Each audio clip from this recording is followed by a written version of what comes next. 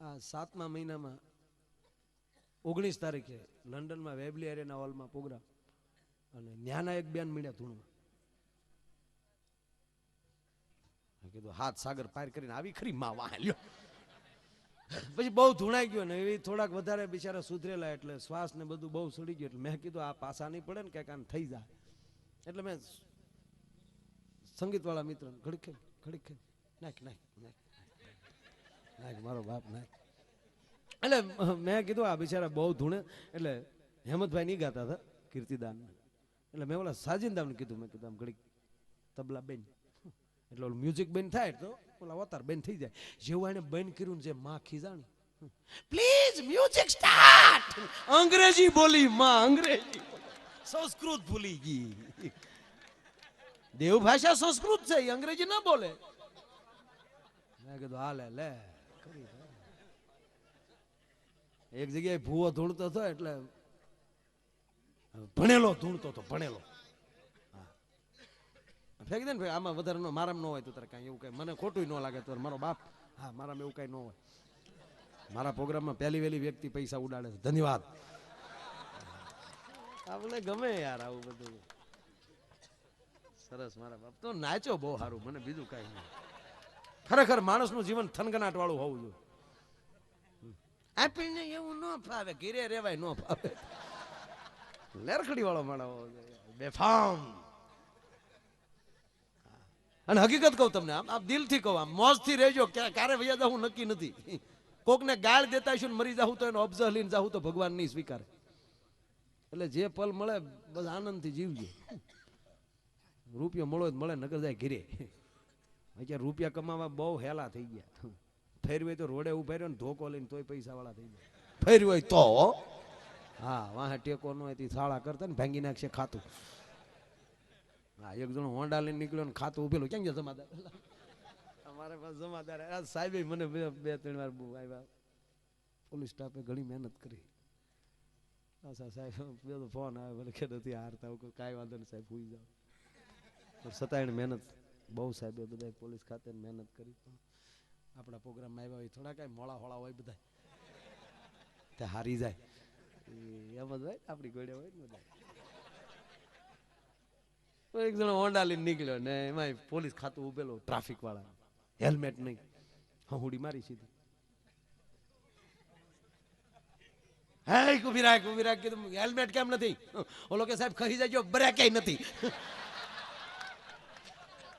સાહેબ નો મગજ જો ભાઈ કડક, સાહેબ કડક દિમાગ ના સાહેબ ભાઈ.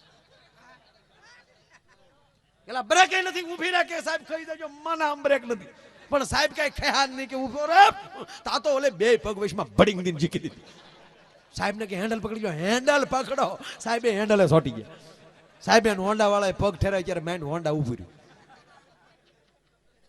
પછી તો સાહેબ ને હેલ્મેટ મગજમાં નીકળી ગયો, બ્રેક જ ગળી ગઈ. કારણ કે ઢાકડીઓ કેવી ના કહી ઓલા બમ્પરે બે નાખ્યા ઉતરીને બ્રેક વગીરના રોડે નીકળો. ઓલો કે સાહેબ મેં તમને પહેલા કીધું હતું બ્રેક નથી. અરે શરમ આવી જાય, બ્રેક વગીરના વાહન નીકળો. કોક આડો ફેરે તો શું થાય? તમારી ઘોડે થાય સાહેબ, તમારી ઘોડે થાય.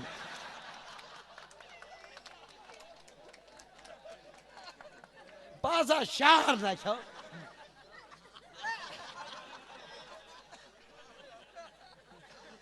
આજ કા કાળિયો નહીં, કા કૂતરી નહીં.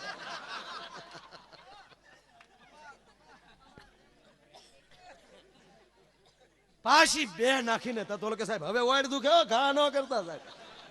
નકામા પછી મારા કોકના ફોન કરાવવા પડે સાહેબ. અરે ફોન ના દીકરા, બ્રેકો વગેરે ના નીકળો. એ કે સાહેબ સાંભળી લેજો, રોડ ઉપર જેટલા ભટકાય બ્રેકો વાળા જ ભટકાયો. બાકી બ્રેક નો એને ખબર હોય કઈ સાઈડમાં થોડ્યું જવું એમ. છે લાયસન્સ છે તારી પાસે? ઈ કેવું હોય? ઈ કેવું હોય તા તો સાહેબે બીજી સોટાડી દીધું. હેલ્મેટ નહીં, બ્રેક નહીં, અને પાછો લાયસન્સ નહીં. કે નથી એમ નથી કેતો સાહેબ, નથી એમ નથી બોલ્યો. આપણી પાસે કાગળિયા ઘણા પીડ્યા, એમાં લાયસન્સ કેવી આપણે ખબર નથી. એટલે પૂછું છું કેવું હોય? અરે ગાંડા અવડો ફોટો હોય એમ કયો ને, અવડો ફોટો હોય એમ. ધડ મોટરસાઇકલ ડીકી ખોલીને અવડો અરીસો કાઢ્યો. સાહેબ ને કાઢ્યો. સાહેબ જોઈને કે સ્ટાફ નો માણસ બોલતો નથી. આ અમુક ને ટ્યુબલાઇટ 3 દી પછી થાય.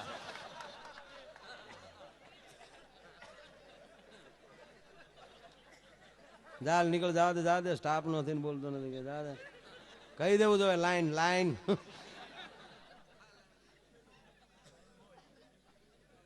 મને ક્યારેક હું બેઠો ને દાદા એકલો ત્યારે આમ વિચાર આવે બધા કે જે માણસે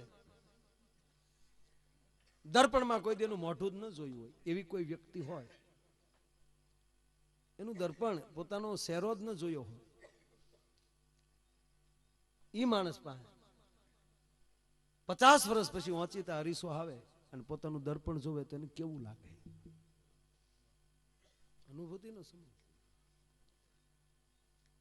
જે માણસે સ્વીટ ખાધું જ ન હોય, ગળપણ ખાધું જ ન હોય, મીઠાઈ ખાધી જ ન હોય, એ માણસ 60 વર્ષનો થઈ જાય અને ઓચિતા એના મોઢામાં મધ આવે તો એને કેવું લાગે? આ ભજનની તાકાત છે. ક્યારેક ઓલો આવે ત્યારે એવો આનંદ થાય. અરીસા નથી ગણાય ન જોઈએ. આપણે ગીરમાં હજી ક્યાં અરીસા પહોંચ્યા? અમુક ગીરમાં બહુ રખડી ને મજા આવે. ગીરમાં વણ ન થાય. બીજા જગ્યાએ જઈ આવ્યું. ગીર છે આપણે, આપણું ઘરેણું છે સાહેબ. આનું જતન કરવું એ આપણો ધર્મ છે. ગીરમાં હજી અમારા નિહળા વાળા પાસે નથી ઘણા પાસે અરીસા. શહેરના માણસો ફરવા ગયેલા ને એનો અરીસો રહી ગયેલો. સિંહ જોઈ ગયા ને અરીસો પડી રહ્યો. કારણ કે આપણી પાસે ન હોય પણ બહેનોના પાકીટમાં હોય ને હોય. બેનો ઘડીક બેસી જાવ ને 2 મિનિટ મારી માં બેન ઘડીક સાંભળો, હું બધું સારું બોલવાનું છું. ઘડીક મોઢા ભેગું મોઢું મારું ઘડીક બેસી જાવ બેન. હા મારા બાપ આપણે એટલું ખરેખર આપણને ગમ્યું બેસી જાવ. મને ખરેખર મારા ઓડિયન્સમાં કોઈક નીકળે ને એટલે મને એક માણસને અન્યાય થાય એવું મને ન ગમે. એટલે અરીસાની વાત કરું. અરીસા લગભગ આપણા પુરુષ પાસે ન હોય પણ બહેનોના પાકીટમાં હોય ને હોય. તમે જોજો બહાર ગામ આપણે ક્યાંક જવું હોય સંબંધમાં તો આપણે એમ ગાડી આંકે જતા હોય, એ બેઠા હોય અને આપણે એમ કહીએ કે હવે 10 કિલોમીટર આઘું છે જે ગામમાં આપણે જવાનું છે, એટલે વધીને 7 મિનિટ આપણે લાગશે. ત્યાં તો પાકીટ ખુલી ગયા હોય, તરત અરીસો કાઢે.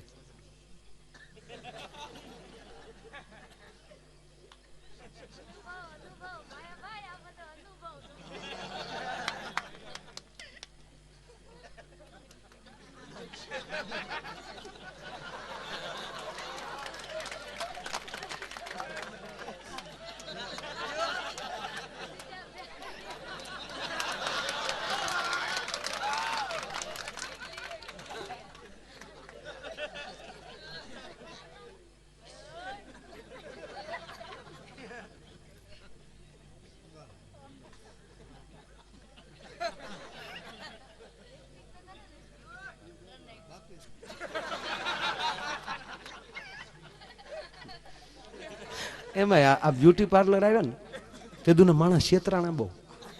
કારણ કે જેથી જોવા ગયા હોય ને તેથી આમ 15 દી પછી ગલેટ ઉખડે ત્યારે ખબર પડે ખીતળામાં આવ્યા. સારો યુગ સારું. ગીરમાં ટૂંકમાં અરીસો રહી ગયો ભાઈ. એમાં કોઈ અમારો માલધારી માણા એને અરીસો જડ્યો હોય ને એની જિંદગીમાં અરીસો જોયેલો જ નહીં. એનું દર્પણ કોઈ એનું મોઢું જોયેલું નહીં માણસે અને એને અરીસો જડ્યો. એને ખબર નહીં કે અરીસો છે. આ મારું મોઢું દેખાય ઈ નહોતું. એને એમ કહ્યું વાહ વાહ, એને એમ કે કોક છે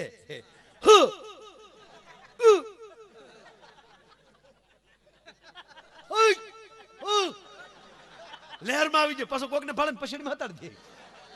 એવો લહેરમાં આવ્યો 3 દી ખાવા ન જો કરી. પાછો કોઈ નો પણ હંધી કરજો ને કોઈ નો પણ તરત કરે વાદો ઓય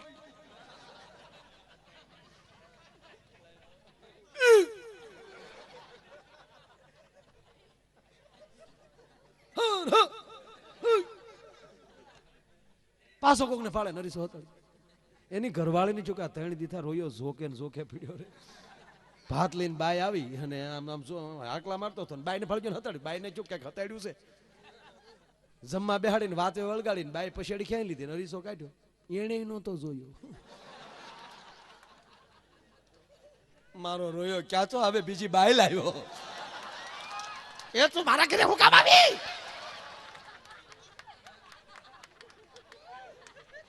હા બાઈ ન્યાલી ગડગડતી દોડ દીધી ઘરે ગયો. ઘરે જઈને એની હાહુને કીધું માં તમારા દીકરા એ કાળો કેર કર્યો બાઈજી તમારા દીકરા એ ન કરવાનું કર્યું તમારા દીકરા કે પણ થયું હું બીજી બાઈ લાવ્યો મારી ભૂલ હું ઈ તો કયો કે ક્યાં છે તક આ રહી હા હું એ નહોતો જોયો ઈ એ મીડિયા રોવા મારો રોયો લાવ્યો ને હાવ ગઢી લાવ્યો.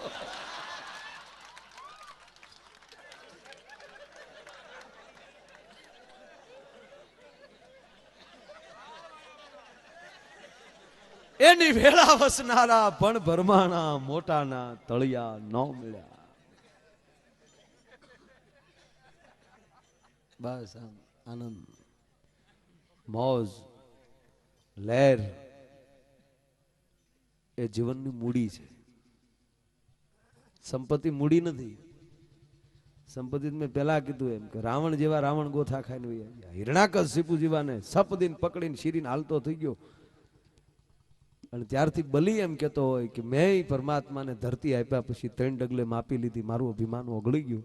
અને રાવણનું તેદી જ અભિમાન ઓગળી ગયું. પછી લંકાપતિ જ રહ્યો, પછી તપ કરવા આવી ગયો. પછી રામ જ્યારે માનવ બનીને આવ્યા અને કલ્યાણ માટે લંકા લઈ આવ્યા. કહેવાનો અર્થ કે અભિમાન મૂકી અને માણા મોજ કરે એવી જ પ્રાર્થના. અને અહીંયા બાપાની ઝૂંપડીએ જ્યારે મળ્યા છે, બાપાની મઢીએ મળ્યા છે, આવું રૂડું આયોજન છે.